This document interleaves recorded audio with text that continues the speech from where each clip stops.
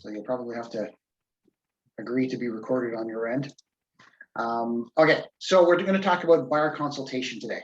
Let me just share my screen and pull up my presentation here.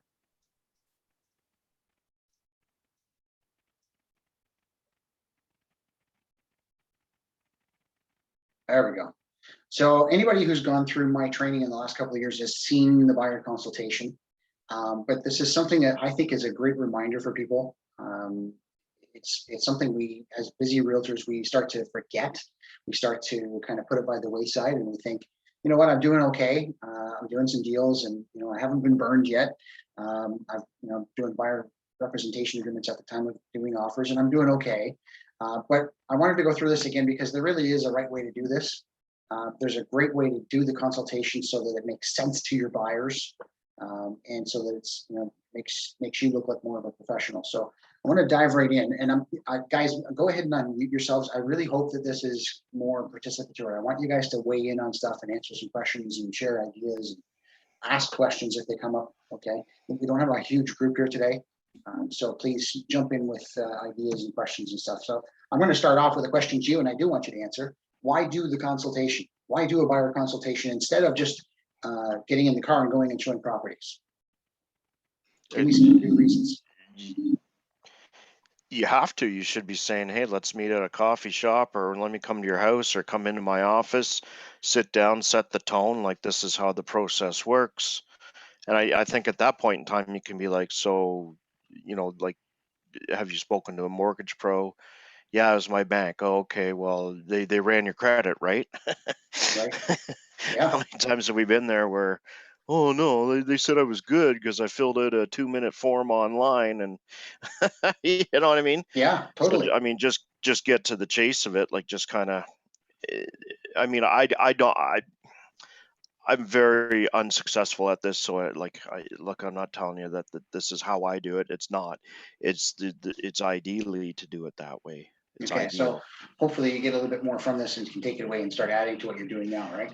Yeah, my bad habit is my intent is always to go look at the house and see what it's about. Maybe I can sell it to somebody else, or if my intent was to door knock around it and do the the just list it kind of thing, right? So I've always kind of thought, oh, I'll meet them there, then start asking them the questions while we're looking at the house, Okay. and then they can bugger off and I'll hit the streets. But it just never happens. Right. So, Anne, what do you do? Why do you do a consultation, or do you do one? Well, I have questions that I ask them, just trying to get more detail before I ever meet people, just so I know what type. And I always find you get those little bits of answers that you think, okay, this house might not be right, but this one might work better. So that I can, if I'm going to meet them and show them a house, I try to have a couple others lined up, even just the printouts, to say, I'm thinking you might like this house, or have a look at these because of this, and I'll highlight different bits on the house, and just from the conversation I've had with them before I meet. So I kind of a little bit more tactical about the house itself and what you're going to be showing them to try to save some time later. Okay. Anybody else want to share anything about why to do a consultation? Jay, thanks for joining us. I don't know if you guys know Jay. Jay works with Adrian. He's not licensed, but I appreciate you being here. Hopefully you can get some ideas for this, how you can help the team. So why do a consultation? You want to do it before you go to show property. Obviously, we all know that. That's the purpose of doing this, right? And I've kind of got the most important reason at the bottom of the list here. Buying and selling is stressful. And you guys know, you probably heard me say this before, but buying and selling a house is one of the top 10 most stressful things a human being will do in their life. Okay, right up there with getting married and a death in the family and a heart attack is buying and selling a house. Believe it or not, we don't think of it like that because we see this every day in and day out. We're helping people buy and sell houses. But I got to tell you, I hate moving. Every time I've moved in my life, I've regretted it in the middle of it. Afterwards, it's fine, but I hate the process of moving. To me, it's incredibly stressful, and our buyers are even more so. And our sellers even more so, because they do it once every 10 or 15 years. We're doing 10 or 15, 20 deals a year. right? So this is commonplace for us, but it's so stressful for them. We need to make it less stressful. And one of the ways we can do that is by having the consultation and explaining what the process is going to look like before it happens. Talking about the major points that are going to happen in the process before it happens. And guess what? When it does happen, and it goes exactly the way you said it would, they're going to be so happy. They're going to think, Kayla is a genius. I'm so glad I'm working with her because she told me this would happen and it's working out exactly that way. Okay. I think it makes you look more professional, right? Because the other agent that they worked with last time didn't do this, right? You're setting the stage and you're treating this like a business relationship. We're not just going to go have fun and look at houses. Of course, it's fun to go look at houses, but it's not just a fun day to go look at houses and I just do this for, giggles. This is a business, right? You get to know the buyer and their preferences. You guys both, like Ann and Clint, both talked about that, getting to know what they want, right? And better qualifying them, right? So part of the process of doing the consultation does that. And like I said, letting them know how you work and what to expect. So where do you do it and when do you do it? Well, ideally before you show property, right? Because part of the process is getting the buyer representation agreement signed. And say it with me, what does the law require of us with respect to our agency relationships? Ready? 1, 2, 3. Reduce your relationship to writing at the earliest practicable opportunity. So my question for you is it the right time to do the buyer rep agreement when you're doing the offer, or should you have done it early in the process when you first started working with them? Early, Becky. You got to do it early. It's a legal requirement. Beyond protecting you and the buyer by having a contractual obligation between you and sharing what the rights and responsibilities are under that contract and then living up to it, it's the law. You are required to reduce your relationship to writing at the earliest practicable opportunity. That should be burned into your psyche, okay? Who here has, maybe only Ann and Clint have been around long enough to have been burned by a buyer that said they were going to work with you and you didn't get the buyer rep signed and then they buy from somebody else? It's happened to me. Has it happened to you, Ann? Probably has. Yeah. Probably has. But I hear stories from experienced agents all the time. Yeah. Agents with 35 years experience will come to me and say, you won't believe it, Doug. I can't believe it. I showed these people properties for 2 years and they went and bought from somebody else. What a kick in the pants. So Yeah. get this done before you show a property, if at all possible. Okay. And Clint said it before. How do you do it? You see to everybody. You should write that down. CITO. Come into office. CITO stands for come into the office. So you get a call. Somebody wants to go see some property. You've done some outbound calls perhaps, and you got somebody on the line that says, I'm so glad you called, Becky. I was just thinking about giving you a call. I want to go see this house that's for sale on my street. Fantastic. Need you to do me a favor. Come on into the office. We need to have a discussion about the process before we get started. Okay? You got to get them in the office. Now, it's not always literally in the office. If they're in Roseneath and they want to see a property in Coburg, you're not going to have them drive to Peterborough to have this discussion so you can drive to Coburg and show them properties, right? I'm not that naive. So maybe you're going to meet them at a Tim Hortons, or you're going to meet them in a parking lot before you go show properties, right? Something, but you really need to be having this discussion before you go show property, okay? So use your best judgment in that regard. Hey, Doug. Yeah. With the way things are nowadays, well, especially our office being ripped apart, I would like to try and start getting more into some Zoom meetings. Like, hey, listen, let's just have a quick little Zoom. It's easy, you know what I mean? Yeah. Like, yeah, totally. That's almost as good. I think it would be better. I think if somebody was saying to me like, hey, come into the office first, I'd be a little, whoa, hey, what do you want? Use your best judgment. If that's the way you feel about it, that's Hey, Jay here. How can I help? I'm going to mute you, Jay. And then what would you DocuSign after your Zoom? In a perfect world, it would be I'd want to set the tone and ask a couple questions like, like in a perfect world, when you want to close kind of thing. And 2 years from now, yeah, call me in 2 years, right? If it's like, yeah, I'm switching jobs and my new job starts in 60 days, bing, bing, bing, bing, we got motivation, right? And I'm very terrible at this, and I need to clean up my act. But a couple of times what I've done is when I go and meet them, I've taken them a BRA and a working with the realtor and just said to them, like, look, we just met, and I wouldn't like it if somebody told me to sign all this stuff on the first meeting. You know, it's like dating. We need to get to third base first, right? I hear. That just came out of me. Sorry about that. Anyways, and then just like, if you like the way I operate and you think I'm the man for, the guy for the job, then the next time we meet, bring it back, and we'll get it done. And the way I say it is, it spells out my responsibilities to you. It tells you how long I'm going to work for you, where I'm going to work for you, and what I'm doing. Like, I'm looking for a single family house in Peterborough County, and I'm going to work my butt off for 3 months or whatever the time frame is. And it also says how I get paid, and it spells out it comes from the seller. Yap. Then I touch on the FSBOs, private sales, blah, blah, blah, blah, blah. And then it says, but it is also a contract between you and me. Like, I don't make it all one-sided and hide that. Like, I do disclose that. Like, it means you and me are entering into a contract that we're going to have a relationship. It's great, Clint, that you're doing that, because that's part of what that's part of the consultation process. So you're doing pieces of it, it sounds like, and probably all of you are doing pieces of this. Yeah. It's a matter of making it a habit that it's a presentation. You guys do listing presentations, right? When you take a listing, you go and you've got a presentation and there's a pattern to what you say, right? Say yes. There better be. Right? So working with a buyer is the same thing, in my opinion. It's as important. You've got to set the ground rules. You've got to let them know how you work, and then you get them to sign on the dotted line, right? At some point.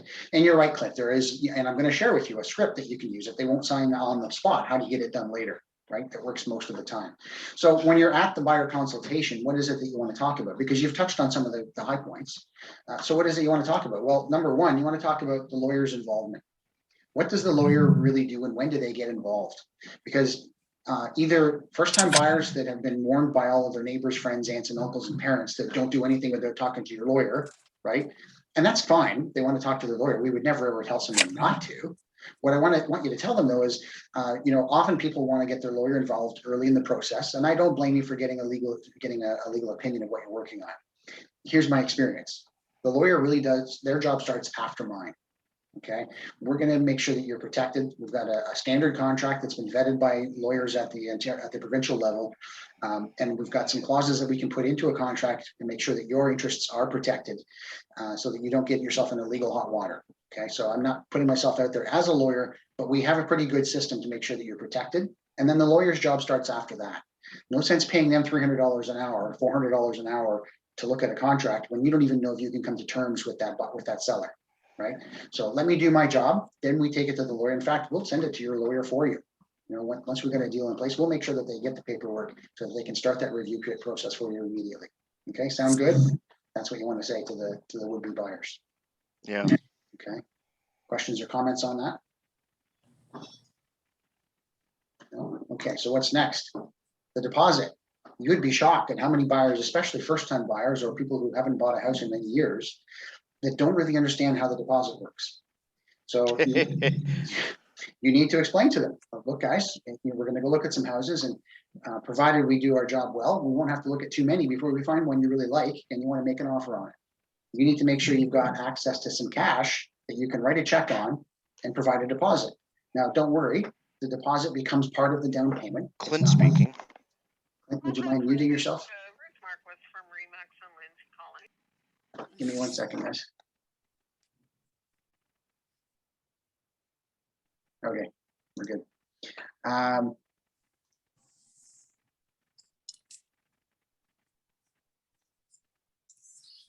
So we're going to talk about the deposit. You got to have access to some cash, guys, so that we can make a deposit when we find a house, and it becomes part of the down payment. So let's assume we buy a house for $500,000. I know that's a cheap house today. We get a deal on a house for $500,000, and the first-time buyers, they're going to buy with 5% down. So the down payment is going to be $25,000 on closing. But they don't have $25,000 cash right this minute to give this, but make sure they've got several $1,000s, $5,000, $10,000, $15,000 that they can get access to in terms of a deposit that they put down as good faith money on the deal, provided that it goes firm, and then that money goes toward closing the deal. So just got to make sure that they understand they've got to have quick access to it. If we find a house in the next couple of days, I need you to be able to write a check really quickly to get that money in for the deposit. Okay. Questions on that? Are you guys already talking about the deposit with your would-be buyers? Kayla says yes. Mostly. Mostly? Not right off the bat, but No? I think I could be. Yeah. Kayla, go ahead. What I've noticed is if a buyer of mine has a $5,000 deposit, it's sort of becoming like a consistent thing that listing agents are like, this isn't enough. Like, I know the deposit is a sign of good faith, but I feel like it's becoming a thing where if it's not a really high deposit, it looks bad. And that's sometimes the case. And we've got more and more that Toronto influence. And I'm not saying it's a bad thing, but more and more we're getting that Toronto influence. And their experience is for many years down there, you bring 5 or 10% as your deposit on an offer down there. So when the expectation is from those agents that are new to our area that 5 or 10% is normal, it starts to rub off on the rest of us. So it's becoming more and more common to ask for larger deposits. So if that's your experience and you're seeing that, right, in the price range or the homes that you're dealing in most often, you're seeing that, then that's what you need to share with your would-be buyers. You need to say to them, look, it used to be we did a $100 deposit on stuff around here. Now, we need $10,000, $15,000 before we get treated seriously. So if that's your experience, do that. A lot of them are right in the listing. Yeah. We want 10 grand. Yeah. We want 15. We want this. We want that. I don't pay attention to it personally. You don't have to. What is required is our MLS requires us to put some deposit amount required in there. So when you do a listing, it asks how much deposit do you want. So people are putting in a number. So now it's becoming more of an expectation that that's a real number, right? But I agree with you, Clint. You got to talk to your buyer. And if the buyer says, well, I don't want to give them $15,000 deposit, I only want to put $5,000 down. Okay, you're the boss, right? Yeah. We can guide them. We don't tell them. Right? We never When the tell other- our buyers what to do. When the other agent comes unglued, I'm just like, yeah, I hear you, man, but it's your client's decision. Yeah. Ask them. I don't care what you think, and nobody cares what I think. It's what the buyer and seller think. That's right. That's right. And in not the too distant past, I want to say about 3-4 years ago, I saw deals happen. I saw 2 of them in one spring with 0 deposit. It was identified on the offer, $0, and those deals closed. Okay, so the law doesn't require any money to change hands. The consideration that's required is their signature. They're signing under seal. That's the consideration.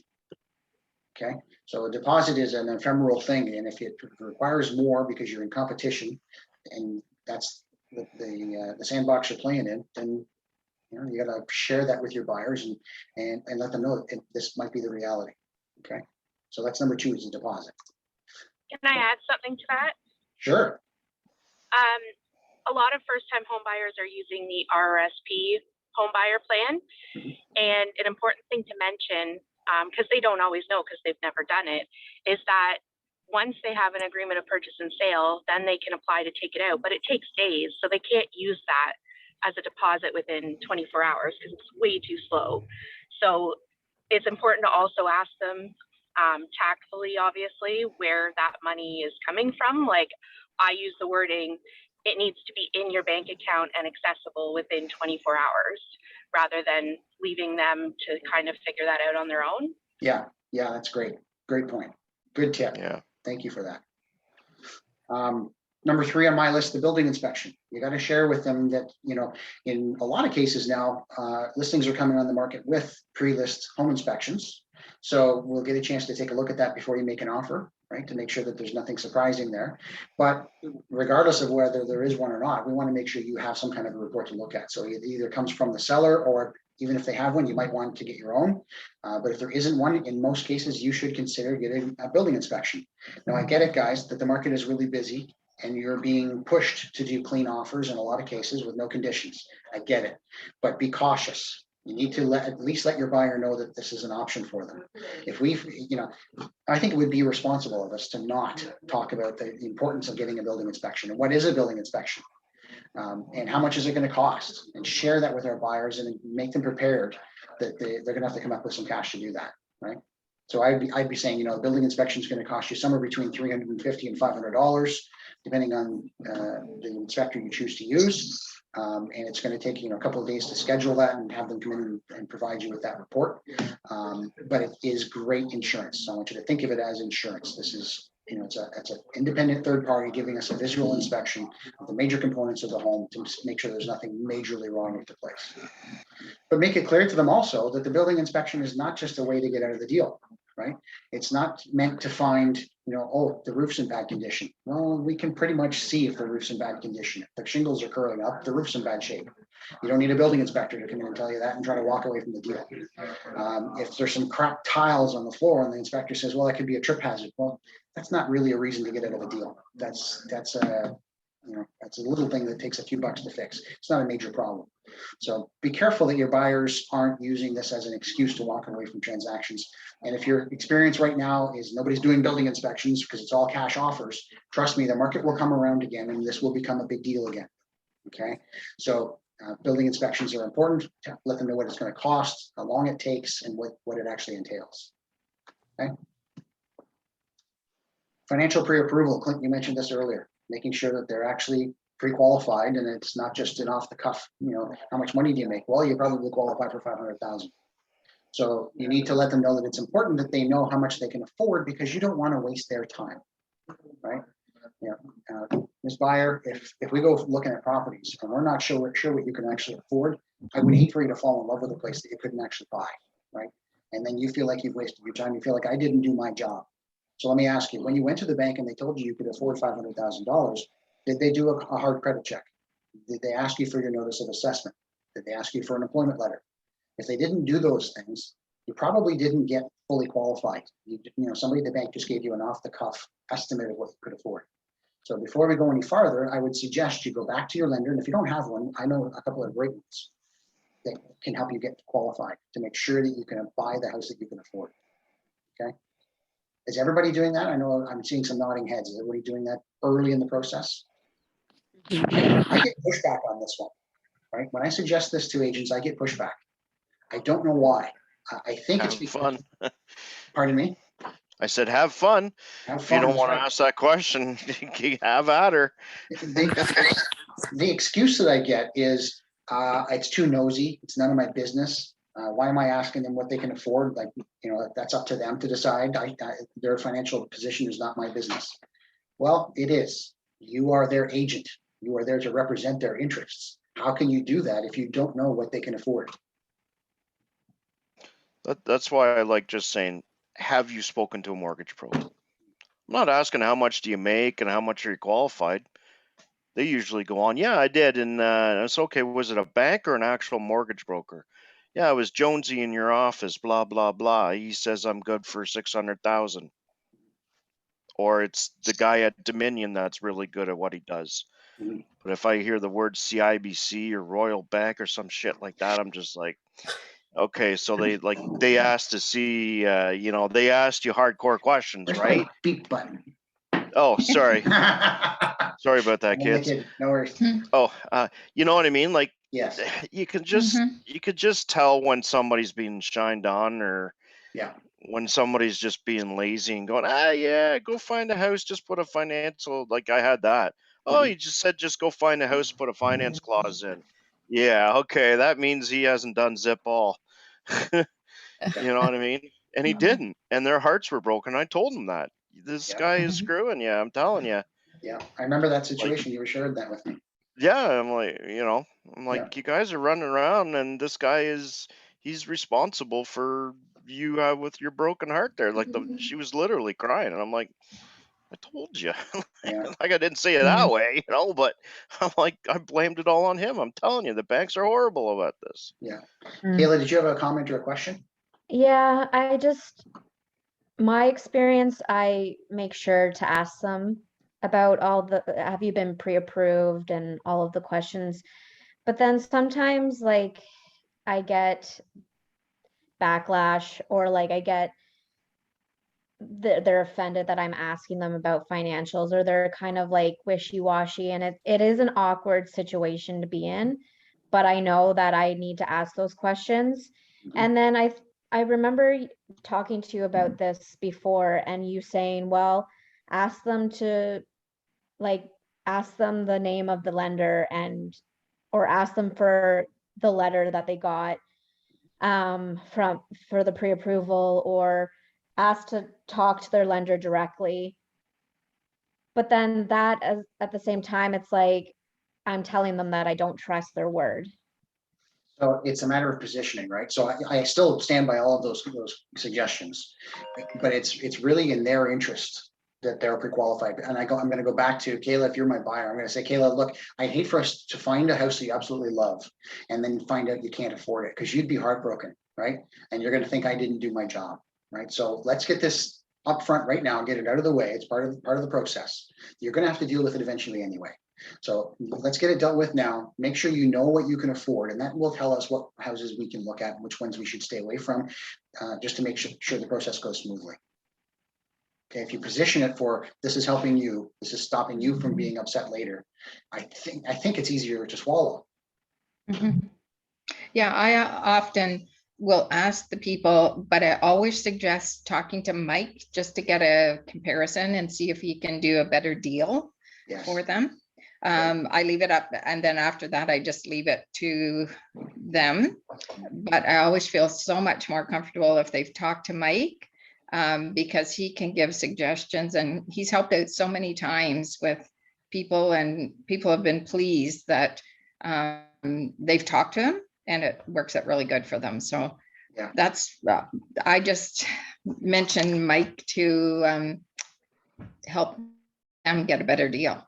Absolutely. I don't know if they do, but just the benefit that way. for the newer agents on the call, if you send them to a mortgage broker, they're far better off, because the broker is going to deal with their bank and all of the other big banks and all of the secondary lenders and all of the trust companies, and farm it out and get them the best deal possible. If they just go to their own bank, that person working for the bank is obligated to try to sell the bank's product, right? So, and it's not necessarily going to be the best. It might be, but it's not necessarily the best product out there for them in terms of the terms of and conditions of the mortgage and the rate itself. So going to a broker means they can still get a mortgage from their own bank. They just might even get a better rate through the broker than they could themselves. Okay, so it always suggests, if they've got they say, oh yeah, I went to my bank and they gave me a really good quote. I'd be saying, as Anne is suggesting, right, it's always good to get a second opinion. Why don't you give my guy Mike a call, or someone else that you really trust. Mike's fantastic, but if you've got somebody else you trust, give this person a call, and they're a broker. They will shop your loan around and get you the best deal possible. So always a great idea. Thanks, Anne. Can I say a couple of things? Sure. A lot of people don't know the difference between a broker and a bank. And some people think brokers you have to pay out of pocket, which can be the case with your private lenders, but with A lenders, generally the bank's paying them. But a lot of people don't know that stuff. So sometimes they're scared of mortgage brokers because they think that means that they somehow have bad credit. And if you know that they are good, then sometimes they're scared of that option because they just don't know. And another thing, if people are very private and they feel awkward about asking those questions and you get pushback from them, you can just say something like, I don't need to see your income or financial documents. That all goes straight to the broker. But we need to know what budget that you're working with and that sort of thing. Like, you don't need to see all that anyways. So sometimes they feel better with that. Yeah, absolutely. Another great way to put it. Thank you. And do you guys know where it comes from, that fear of mortgage brokers and thinking they got to pay them? Probably the bank. It's many years ago, late 70s and during the 80s, all mortgage brokers charged for their services. It was much less regulated. They didn't have good relationships with the banks. So they were almost all of the money that you got from a mortgage broker, all of the lending that went through mortgage brokers was, as Kristen suggested, through the secondary lenders and tertiary lenders. So, they would charge hefty fees for it. So that stigma, quote unquote, is still there. So a lot of buyers still think you got to go to a mortgage broker, you must not be a very good credit risk. If you couldn't get a loan from your bank, you go to a mortgage broker, which is the way it used to be, right? So there's still that thought around it. Same as bloody Eufy in a house. Eufy's not a problem in a house anymore, but there's a stigma attached to it. So people get freaked out by it. It's exactly the same kind of thing. It's an old stigma that means nothing anymore, but absolutely right. So be prepared for that. And the last thing to talk about is the buyer representation agreement. So when I'm having this discussion, if I was you, I'd have the buyer representation agreement out and on the table right in front of me with the working with the realtor form. Okay, so they can see it, and you're going to have a discussion about what the buyer representation agreement is, what it means to both of you, what the obligations are, the fact that you are expecting to get paid, right? This goes to the discussion that's been going on, the few agents out there that were on that marketplace report, steering people to higher commission sales. Absolutely terrible. That behavior should not be condoned in any fashion whatsoever. And there's no reason to even think about it, because you negotiate your fee on the buyer rep agreement. You're going to say on that buyer representation agreement, look, I think I'm worth 4% of the sale price or 2% of the sale price or whatever it is. The fee that you negotiate on that buyer rep agreement, that's what you should expect to get paid. Because if there's a shortfall from what the listing brokerage is willing to pay you, that agreement gives you the right to go to your buyer and say, by the way, there was a shortfall of 1.2%, and I'll be sending you a bill for that. Now, I know we don't typically do that, and I have suggested to you guys, it's not necessarily the best business practice, but it shouldn't stop you from showing any listing out there, right? Because you've got a contract in place that says you're worth so many dollars. Okay, so talking about the commission upfront is, I think, the number one reason why most agents don't get this done upfront. Do you think I'm wrong on that? I think most agents don't want to get the buyer representation agreement signed. They don't bring it up because you got to ask for money. Am I wrong? Or you can't demonstrate your value of why they should say yes. There you go. Sometimes that's my fear. I can't seem to explain my value. Okay, so, and that's a good point, Glenn, and I'm glad you brought that up. The rest of this discussion is going to that, right? If you don't have this discussion and talk about all these other things that are going to go on in the background and how you're going to help them with the process, then they don't know your value, and they will balk at paying you because you haven't demonstrated to them why they should. So here's all the things I'm going to do. And by the way, these are the 5 things that I mentioned here as the core of your discussion. The other things that go around this are how you do business, right? Your expectations of them, how long you expect this might take in the given market. You're going to talk about market conditions. You're going to let them know what's happening in terms of offers. And we're going to talk a little bit about that in a bit here. But you've got to put your own spin on this. You got to put your own activities on here. What do I do for my buyers, right? This is the core, but you've got to add those other pieces to it. How are you going to run your business?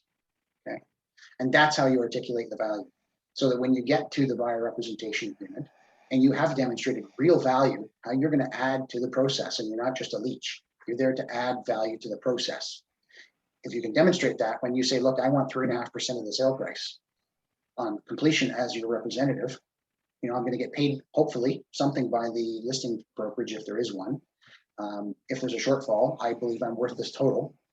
Once you've demonstrated that, people will sign. We've had people buy properties through our agents here where they've signed a contract. The example that comes to mind, it was a 2.5% buyer side commission that was agreed to in the buyer representation agreement. The house that was purchased only offered 2%.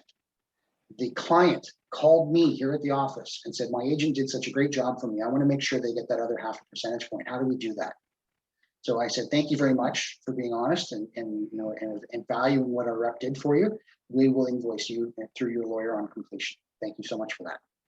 So it does happen, guys. Okay. Questions on that? All right. What if they won't sign? And Clint alluded to this earlier, right? You kind of want to go on a few dates before you ask them to marry you, right? So there's nothing wrong with that. And often people will balk. They're going to say, look, Clint, I really like you. What you shared with us today makes a lot of sense, and I understand how you're going to help us out in a very real way. But we're just not comfortable signing this right now. What do we, can we not just go look at these houses today? So you can make a choice. You can make a business decision. I would suggest you should, if it's a first visit, to say something like, look, I'm not going to ask you to sign this right now. I don't think that'd be fair. Let's go look at these 3 today. And if you like one, we'll sign it. If not, just bring it back signed next time. And that wording is very important. Just bring it back signed next time.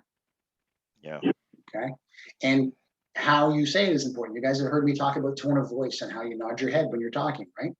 Just bring it back signed next time. Nod your head and your voice goes down at the end, right? This is just the way it's done. Okay. And it really should be. This is just the way it's done. Okay. It's taken me a while to try and figure out, well, Rob Vivian was a huge help, and of course Doug, like trying to figure out the right things to say, because sometimes I just say it comes out and it's not the way I mean it. Like, well, in a way it is, but it sounds harsher than what I mean.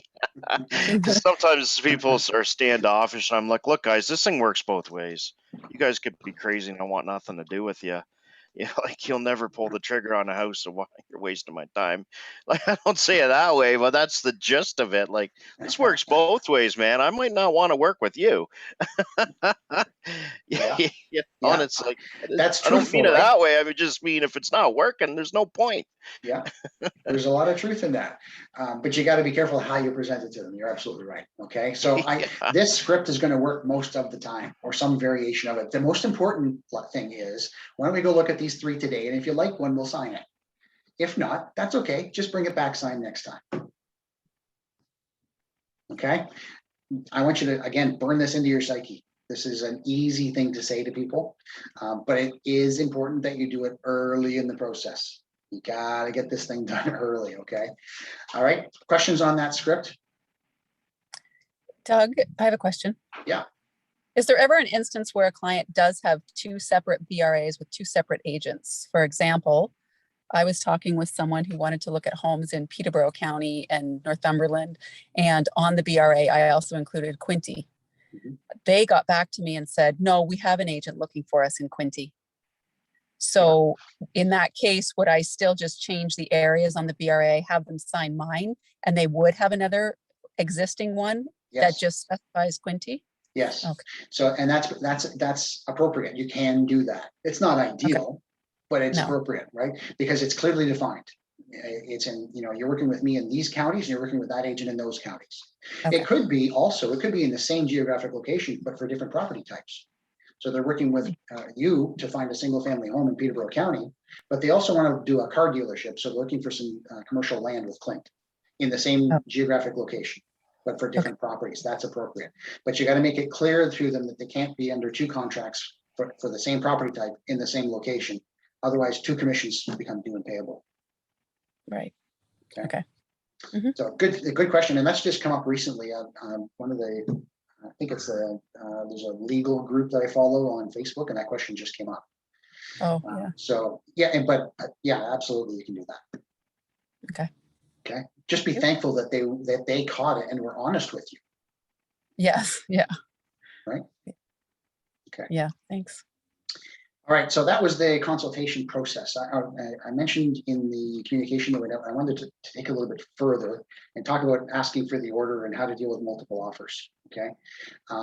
Now, asking for the order is a skill that every salesperson has to have. If you go into Future Shop, I just dated myself, Best Buy, or Cortha TV and Stereo, and you're looking at speakers, somebody's going to come up and try to do a close on you, right? They're going to ask for the order. Did you want me to take that up to the counter for you? Or they're going to ask you, does the stereo have the right wattage for the space that you're trying to use it in? That's a trial close. Oh, did you want me to take it up and check for you? That they're trying to close. What I see a lot of real estate agents doing is showing property day after day, week after week, month after month, and never asking, hey, did you want to buy one of these houses? We wait for them to say, okay, Ann, we really love this house. How do we get it?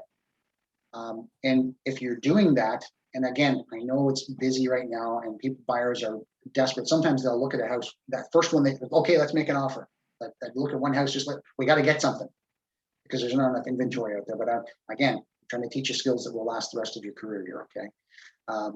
You got to be able to ask them, did you like any of these houses? Did you want to make an offer? So I'm going to talk about that process with you, okay? Who here right now is doing something like this, asking, do you want to make an offer? Mhm. Is that Kristen? Okay. So how do we do this? Kristen, you raised your hand, just go ahead and talk. I was just saying, yeah, I do. Okay, good. Okay. So asking for the order. Here's the process I'm going to suggest to you. So you've had your buyer consultation meeting, and now you're going to go out and show properties. And it might be the same day, right? So you meet them before, you go to look at properties, you have the discussion, and now you're going to go out and look at properties. And at the end of the day, you need to ask 3 questions, okay? First, which one did we like best? Of the houses we saw today, and which did you like best, right? And they're either going to say, oh, I like the first one the best, right? Or the second one, or none of them. If they didn't like any of them, that's good feedback. So don't be afraid of asking which one did you like best in fear of the fact that they might not like any of them. That's good feedback. Why is that good feedback? You won't go look at more like that. Exactly. So I ask you, Becky, of the houses we saw today, which did you like best? And you say, none of them.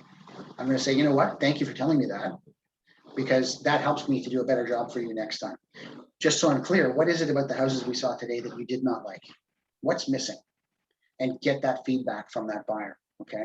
And then I want you to work harder next time to tailor the showings that you're trying to put together for them and to better meet their requirements.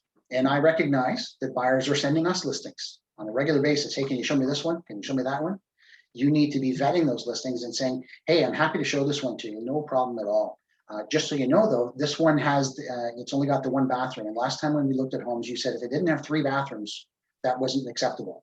So I'm happy to show this one to you. You know, this one's only got 1 bathroom, though. You're good with that? Right? So you're not going to say no to them. You're just going to verify when they send them to you to meet the requirements that they told you they needed, right? But use that feedback to inform your process going forward. So they say they liked one of those houses. The next question you need to ask is, do we like it enough to make an offer? Okay. And you see me saying we. Do we like it enough to make an offer? It's a bit of an inclusive bit of verbiage that I want you to start using with your buyers. Gets them involved, makes them feel like you're part of the process, because you are, right? But really tie yourself to it. So do we like it enough to make an offer? If they say, well, like Becky's my client, she said she liked the second one we looked at today, it was a really great house. Fantastic. Did we like it enough to make an offer? Well, not really. Okay, that's fine. Should we be really making an offer then? Well, nah. Okay, let's keep looking. No problem. Did you like it enough to make, do we like it enough to make an offer? Yes. Okay. Let me ask you another question. If we made an offer on it and we lost this one, would we be okay, or would we be disappointed? And if they say, well, we'd be okay with it. Okay. Should we be making an offer then? Well, probably not. And if they say, yes, we'd be disappointed. Okay. The process now is to write it up, right? You're going to verbally do the offer with them. You're going to hit the high points: price, deposit, closing date, conditions. Get confirmation on all of those items, and then say, did you want me to write it up for you? Again, you need to close again. Ask the question, did you want me to write it up? When they say yes, then you're going to say, okay, great. You guys go grab a coffee, come to my office, give me about an hour and a half, get this thing ready for you. We'll sit down, we'll review the offer and all the other documents that we've got to do with it. And once you're happy with it, then I will call and make arrangements to present your offer. Okay? Make a call, make arrangements to present your offer. Don't just email it in. You're going to present the offer. Don't just chuck it on somebody else's desk. You guys have heard me say this before. If you just email an offer to someone without asking if you can present it and making the effort, you've abdicated your right, your responsibility as their negotiator to the person that's on the side of the seller. You're giving your buyer's offer to someone else who doesn't want them to get it at that price. You're abdicating your responsibility. So always try to present the offer. But that's the process of asking for the order. Okay. Questions on that? Is anybody doing something similar to this now? Kayla, you are? Yeah, but with some clients that I'm dealing with right now, because of the market that we're in and depending on their budget, they feel like they like a place and it's within their budget, but then they feel like because the market is the way it is, it's technically going to be out of reach, so they don't even like want to proceed. Okay. And I hear you. I understand where that's coming from, right? They see properties going for much more than asking, and that's the reality, right? Especially if you're hunting around that 400,000 mark, it's going for 6, right? Yeah, and But we know that. yeah. So before And that's we what I show say that to house, them. before we show that house, we need to be saying to them, look, this house isn't going to go for $400,000, right? It's going to go for $500,000 or $600,000. That's just the nature of the market. Mhm. Knowing that, do you still want to look at it? Okay. Okay, so it's on us to educate them in advance. If you really like this house, the odds are you're not going to get it for that price, right? Because Yeah. we're the experts. We're supposed to know these things. Yeah. So if we don't tell them that in advance, then we know we're setting ourselves up for failure. Yeah. Okay. But that's a real problem that you're dealing with. I get that. So you're making offers on multiple properties. You're losing over and over again, right? Because of that very situation, right? Why can't you win? Well, maybe your buyer is trying to say, well, we'll get a sign back. We'll get a sign back. They haven't been in the market in 10 years and they don't know what's going on. They got to learn the hard way, right? We want to get them a good deal. That's our job, right? We're trying to get the best deal we can. And we're afraid of our buyers paying too much. I know agents all the time that are disgusted by what's going on in the market, and I don't blame them, and nobody likes this stuff. But we got to do the best we can for our buyers with given what the market conditions are, right? So we've got to put our own biases aside and educate the buyer as to what's happening in the market today and help them get that property. Don't worry about them paying too much. You guys know the definition of market value? What a buyer is willing to pay for it. It's the price of a home when there's a willing buyer and a willing seller and an appropriate amount of time in the market with no duress. And duress means somebody holding a gun to your head saying you got to do this, or a divorce, or an estate sale, something like that. So as long as it's a normal sale, arm's length sale, the value that the buyer puts on it, that the seller is willing to accept, is market value. And I know people don't like to hear that, but that's the reality. That's market value. Nothing in my mind sells for more than market value. If you hear people saying, how do you get them to pay more than market value? Well, quit being so greedy. That's not reality. The market value is what the buyer is willing to pay and the seller is willing to accept. That's the dictionary definition. Okay. The price might be too high. You might think the price is too high, but that's market value. Value and price are not the same thing. Okay. So we're going to get past that. Have you heard them say, I would have paid that? They made an offer in competition, and after the fact, they find out what it went for, and they go, well, Jesus, I would have paid that, right? The problem is we want to be helpful. We're suggesting a price to them, and they don't win, right? And now we're the losers. We didn't give good advice. We gave them bad advice, in fact, because we suggested a price. That's not what we should be doing, okay? So I want to talk a little bit about that process too. So here's what you should be doing. Don't suggest a price, okay? You can't win this way. You got to help your buyers discover what they will pay by having a discussion with them and help them get there sooner, okay? Puts the onus on them if you do this correctly, so they can't blame you later, okay? There's a process to this, okay? There's a method to the madness. So there's a script that goes along with this. And I don't have the script written out here, but I want you to listen and try to take this to heart. You've shown properties. You asked the 3 questions. Did we like which did we like best? Did we like it enough to make an offer? Right?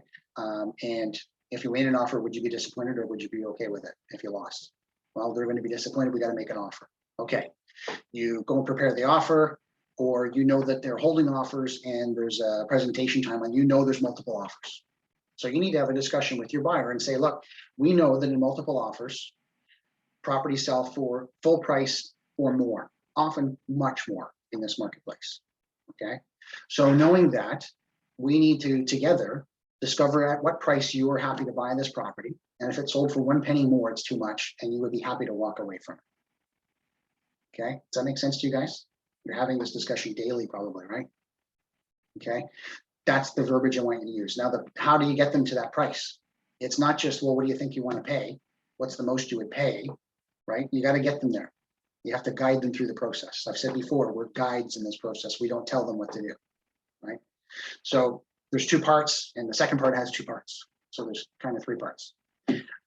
We need to go in $10,000 increments to discover what their top dollar is. Okay, so how do we do that? In my example here, I've got a house that's listed at $490,000. So I would say, and you're my buyer, I'd say, and we know that when houses go for when they sell in multiple offers, they often sell for full price or more, and sometimes much more. Okay, so knowing that, if it went for full price at $490,000, would you want to be the successful bidder, or would you rather walk away? That's just too much money. So play along with me. Okay, so 490 is okay. You'd pay that. You're 490. Mm-hmm. Okay, so what if it went for 500? Would you want to win that house, or would you rather somebody else got it? No, go for that. You'd go for that too. Okay. Now I want you to know, Ann, I'm not trying to run you up here. My job is to get you the best deal, right? Based on market conditions and what you're comfortable in paying. My job is not to get the most money from you. My job is to get you the house. Okay. So I don't want you to think I'm trying to run you up. That's not my job. Okay. But if 500 is still acceptable to you, I got to ask, if it went for 510, would you pay that? Say no. No. So 510 is too much. If it went for $510,000, you don't want to own that house. Somebody else can have it. Is that right? Yeah, that's right. Okay. So let me ask, if it went for 505, right? Where, would that be acceptable to you? Or again, is that too much money? Too much. That's too much. Okay. So 500 is the real number, right? If it went somewhere between 500 and 505, you wouldn't want it. That's too much to pay for the house. Yeah, that's too much. Okay. So 500,000 is the number for you. Mm-hmm. If it goes for that dollar, you want it, 1 penny more, you'd be happy to let it go. Right. Okay. So knowing that 500 is Ann's maximum dollar on this property, there's a second part to this process. So I need to say to my client, Ann, I need to say, Ann, we've got 2 choices now. Now that we've discovered what that real number is to you, what the real value is for you on this house, we can do one of 2 things. One, we put our best foot forward, make the offer at $500,000 and draw a line in the sand and say, this far, no farther. That's it. Okay. And hope that we get it because it's a strong dollar for you. Right. The second choice is we can go halfway and hope that we get a sign back. Right. It's a risk, but I really do want you to get the best deal possible. The risk is we go at 495 and there's another offer around that 500 mark or maybe a little bit more, and we don't get an opportunity to sign it back, because what I see happen too often in the marketplace, and I hope you guys aren't doing this, what I see too often in the marketplace is a listing agent will receive offers with their seller and they'll look through them and they'll find the one with the biggest dollar volume on it and they'll say, well, there's a good one, let's take that. And there's no counter offers, there's no opportunity for improvement. Even that top offer, maybe there was more money there and they just didn't ask for it. So we often won't get a sign back. We won't get an opportunity to improve our offer. You and I know that you'd be okay with paying 500, but you might not get a chance. But it's your choice. If you'd like to do that, I'm happy to write it up for you. We'll go 495 and hope we get a sign back and go up to the 500. Or we can just go 500,000 right now, best foot forward, give you the best chance to get the house. So which way did you want to go with it? And we put this on the buyer. Excuse me. So the buyer decides the direction they're going to go with this. The buyer has decided the price that they want to offer. So they can never come back to me and say, you told me if we made an offer at 495, we'd get it. You told me we'd get a chance to get a sign back. No, I didn't. Not at all. I helped you discover what your maximum price was, and I gave you the options, and you told me what to do. Okay, so you should never hear from your clients, even in this market, well, I would have paid that. Well, I would have paid more. Or how come we didn't get a sign back? They didn't even give us a chance because you told them in advance what was going to happen. Okay, questions on that?